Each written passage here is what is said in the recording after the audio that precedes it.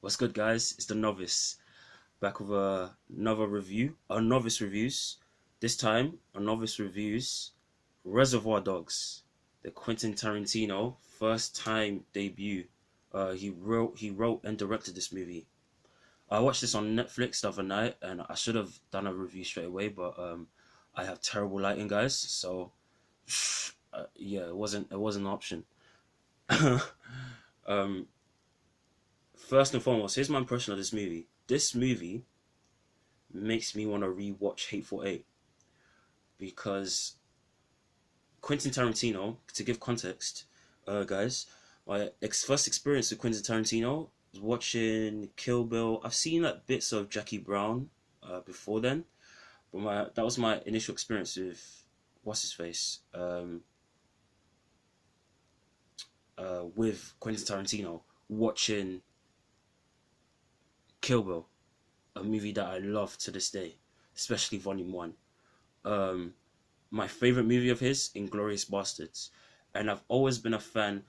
It's very hard for me to like movies based on dialogue and story alone, unless they're made by Quentin Tarantino for the most part, Martin Scorsese as well, and then some other people here and there, like some Edgar Wright movies. Actually, most Edgar Wright movies, apart from Baby Driver, sadly, he needed a co-writer. But that aside, the point is that this movie, even though it's his first movie, you can tell that this guy, there's so many like engines going on in his brain in terms of dialogue because this is a disjointed movie. And the thing that I liked about this movie, it started straight away. People were talking, which is like yeah, and this, and that. You can tell already he loves like to build relationships. I had an old job where you were taught if you wanna uh get anything from someone, it was to do with like sales and marketing. You were told if you wanna like exchange with someone, to trade with someone in a certain context, you really need to build a rapport. That's so important. And it's like his dialogue builds a rapport with the audience. It I don't know the word. It sucks you in to the environment straight away. And if it doesn't, then you don't even realize it's happening. You start to feel the flow of the movie you're in. You start to feel that world. Whereas most people, I don't hate on people when they watch stuff nowadays and they say this feels slow, because whether it's the dialogue, whether it's the production, whether it's if they're watching an action movie, the action, the everything's it feels like mellow, mellow, mellow, mellow, mellow. Okay, this is slightly interesting. Mellow, mellow, mellow, mellow. You know what I mean? And that was the first takeaway from this movie. The second thing, I'm going to be looking at my notes. Sometimes don't be alarmed. The second thing that I liked about this movie, Mr. Pink. I like Mr. Pink. He kind of gave me. You can tell this was the start of Quentin Tarantino doing his characters with strong philosophies. People like Hans Lada in what you call it in Inglorious. People like Vincent. This dude. There was little things in here that reminded me of Vincent, Samuel Jackson as Vincent in Pulp Fiction. Because as soon as Mr. Pink started talking about his philosophy, you know what? F spoilers. As soon as he started talking about, oh, I don't tip. Yeah, that's not me. I was like, oh, this dude, this is low key. This is a Vincent moment. Pre Vincent. It's like the genesis of that kind of character. And I like. Maybe I'm too biased with this movie. I'll get to flaws, but as far as the positives, I like that he has characters like that who, even whether they have a strong philosophy or not, you feel like you know them. Like he isn't ashamed of archetypes. There are so many people nowadays that get in trouble with big franchises, Star Wars, the last season of Game of Thrones, because to a fault, arguably, they try to subvert certain character archetypes. They try to subvert like audience expectations because people predict stuff. Whether it's because of that or not, it usually it falls flat for people, myself and one of those people included. So watching this movie, I'm I'm glad that Tarantino, you can tell he's not ashamed of that. He doesn't. I don't mind formulaic movies. It's the journey, not the destination. With me, I love stuff like that. It makes me feel good inside. When I'm watching an action movie and there's mini bosses and then there's bosses. Mini bosses like above average henchmen. You have certain skills that you have to counter, and then the true villains that they may be like an existential threat as well as a physical one, or just an existential threat. I love those kind of movies. It feels like people are ashamed to have those kind of movies, and then we're made to feel, people who like that, we're made to feel like we're the bad people for liking that, even in an action movie, even in a fantasy superhero sci-fi movie. Um, but I'm going off on a tangent. So Mr. Pink, I liked him. The famous walk intro, that was one of the things where I was like, oh no, I don't like this. Not because it's bad, I didn't feel like strongly about it, but that's the problem. Because I'm aware of it from like people have done spoof videos of it. People have paid homage to that famous like walk scene, slow mo walk scene near the start. So when I saw it, I was like, oh okay,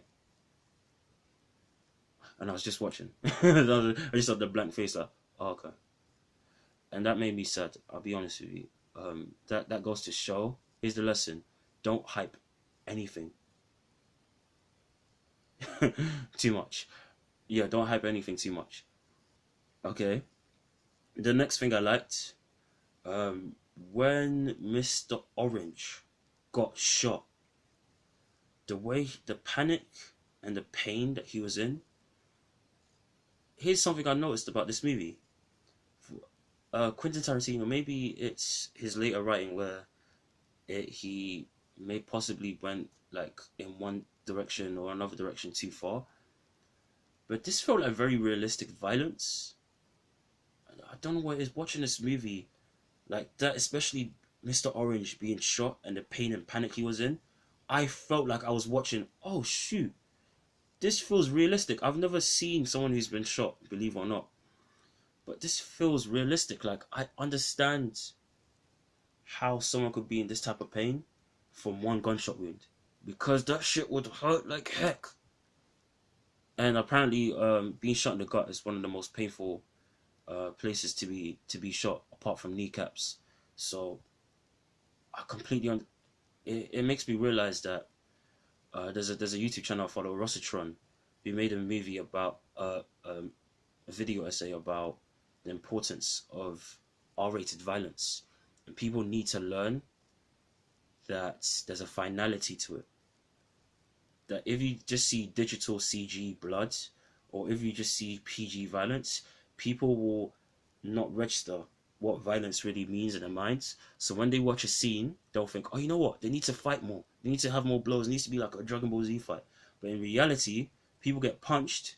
This is why some people watch Daredevil and it doesn't resonate with them, because in their minds, they're thinking of violence from watching John Wick movies, from being like a fan of the warehouse scene in BVS movies like that, right? Where people feel almost like a force of nature. They feel superhuman, even if they're technically human. But in reality, being punched, being kicked, that shit hurts. Being shot, being stabbed, that shit hurts. And that's a plus for this movie. Um, who else? Oh, one of my favorite characters is Mr. White as well. I liked him. I can't put my finger on it. Why I liked him. I just know I liked him. I love Mr. Blunt. The way he seems so cool and calm. It almost made me think, there's something not right. And then here's another big flaw of this movie. I wish so much that they waited to reveal who the informant was. Maybe I get it. Maybe it's because keeping things a mystery for too long kind of makes something feel like pointless, but I don't know. I feel like there would have been a lot more tension in the room if the person who, that's the one thing I don't want to spoil. I'll spoil, this movie is nearly 20 years old. I don't give a damn. That's the one thing I don't want to spoil, who the informant was. I want people to watch the movie. Please go watch Reservoir Dogs. If you have Netflix, go watch it. If you don't, go watch it anyway. Find a copy. Um, but this made me feel some type of way when they revealed, in my opinion, too early who the informant was. And then apart from that, oh, you know what? I like this line. Where's the Komodo in this dragon? I got to take a squirt. The line is such a casual line, but I loved it. I was like, who the f says that? And then last thing that I liked, you know what? Yeah, the dialogue is so good. I just saw this in my notes. It felt like it could be a play, and that's why it reminded me of Hateful Eight. It gave me that vibe, like this is so cerebral, but so in your face at the same time. And this you can tell. Here's the irony. This is the first movie Quentin Tarantino's made, but it feels like he's in his prime in this movie. And I guess that makes sense because Pulp Fiction was the next movie he did, and that apparently was like considered his best movie, even though I prefer Inglorious. That's my favorite, and then Kill Bill as well, and I like Django. Um, but yeah, people love Reservoir Dogs and Pulp Fiction. Why not watch it? And that's my overall impression of this movie. Lastly, as well, I like that Tarantino, he's so anti PC in his dialogue. This again felt organic. There was parts in this movie where people were dropping stuff like the N words, and there were no black people in the room, but it still felt organic. Because let's not pretend like people wouldn't talk like that behind closed doors. I was thinking of how to make this tangent short because I didn't want this video to go on too long, but I'm gonna go on a tangent as quickly as possible. I keep it as short as possible. I don't trust people. I think there was a campaign by Spike Lee, the director, and some other creators, black or otherwise, when Django came out, Django or some other movie, about this belief that Tarantino fetishizes violence against minorities, fetishizes certain like ways of thinking against women as well. Here's what I'm worried about. Um, I'm worried that worst case scenario, even if you do think, even if that was true, I don't believe it to be true, but even if there was some truth that Tarantino was like a secret racist or secret chauvinist, sexist, homophobe, whichever, puts in his words, his worldview through the dialogue, I feel like there's a certain therapeutic value to it. People don't realize how much things people find funny or people casually talk about when it comes to the opposite sex, when it comes to certain ethnicities, when it comes to your own community and your own ethnicity, uh, or gay people, or even if they're not directly talking about them, they may use something in the conversation, or they may have been around someone who's used that in a conversation because that's life. Life is informal. Life is offensive, and people who claim like that Spike Lee campaign reminds me. I thought of this as well before the review. It reminded me of a time where um, James O'Brien, he's a presenter in the UK for people who don't know, on a radio station called LBC, and his show, his segment on LBC, has a big following. I think like people over 1 million people follow it.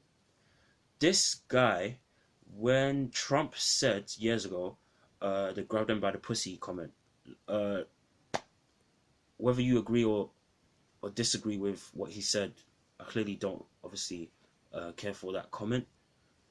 James O'Brien had made a comment about this argument that is quote unquote locker room talk. Again, you don't have to agree or disagree with that comment, with that argument.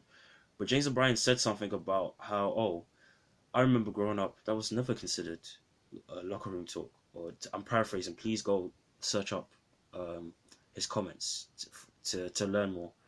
He said that, and I couldn't stop thinking just now, and even back then, there's something suspect in my opinion about people who I would argue claim to have always been that perfect like symbol of tolerance, or that right amount of tolerance, whether in their younger years, now, even if they don't, even if they admit they've been imperfect, there's something I find strange about people who, by omission even, give that vibe off to me.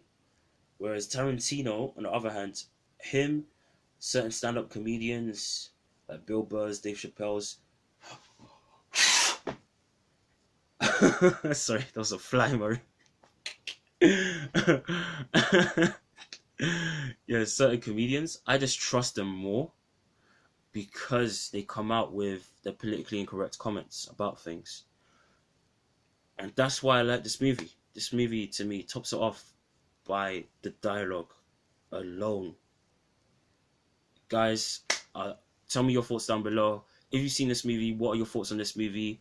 Do you have the same impression of it? If you've seen it more than once, do you have the same impression of it as when you first saw it? Or do you think of it differently now? Would you want to watch it if you haven't seen it? Tell me your thoughts down below.